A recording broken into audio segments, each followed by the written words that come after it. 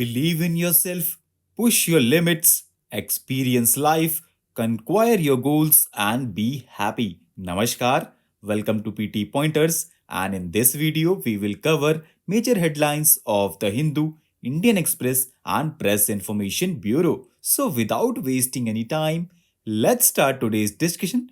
And our first headline is related to Mahatma Jyotirao Phule Jan Arogya Yojana, which is a flagship health insurance scheme of Maharashtra. It offers cashless treatment to beneficiaries and post treatment reimbursement to hospitals for Maharashtrians, and now this scheme is applicable to Marathi speakers in border areas of Karnataka. It was earlier known as Rajiv Gandhi Jeevan Dai Arogya Yojana, and Ayushman Bharat Pradhan Mantri Jan Arogya Yojana was launched in 2018, and Ayushman Bharat was also launched in Maharashtra in integration with Mahatma Jyotirao Phule Jan Arogya Yojana and was implemented on mixed insurance and assurance mode. Now let's know about Mahatma Jyotirao Phule. So friends, he was prominent social reformer and thinker of the 19th century. He led the movement against the prevailing caste restrictions in India, and he also revolted against the domination of Brahmins and struggled for the rights of peasants and other low caste people.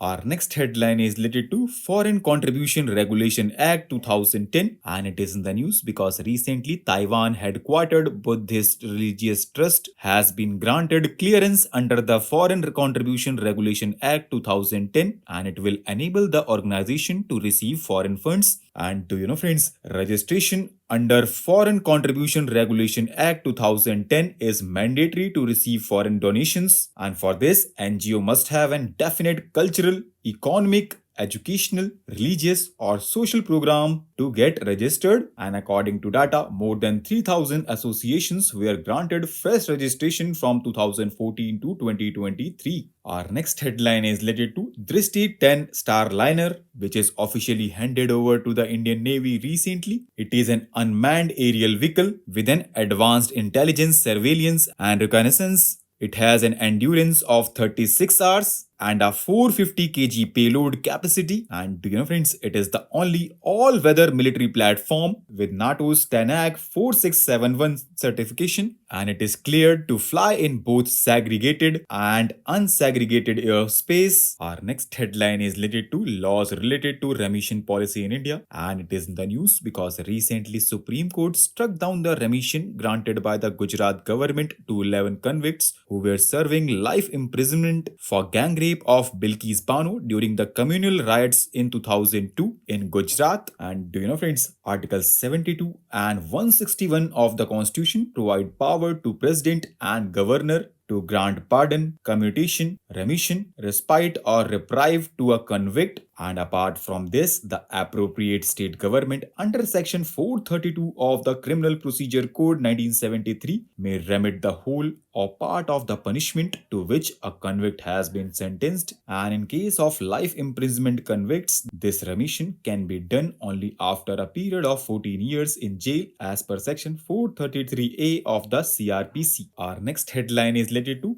World Employment and Social Outlook Trends 2024 report, which is recently released by International Labour Organization. And according to report, joblessness and jobs gap have both fallen below pre-pandemic levels, but global employment will rise in 2024, and growing inequalities and stagnant productivity are causes for concern. And according to report, global unemployment rate stood at 5.1%, and only China and Russian Federation and Mexico enjoyed positive real wage growth in 2023. Now recently, World Health Organization launched the traditional medicine morbidity codes of Ayurveda, Siddha, and Unani chapter in International Classification of Disease 11 as Module 2 in Delhi, and this effort will lead to global uniformity in Ayurveda, Unani, and Siddha medicine as code of vocabulary defining disease. Now let's know more about International Classification of Disease. So friends, it is developed by World Health Organization to classify disease internationally, and it serves a broad range of uses globally and provides critical knowledge on the extent,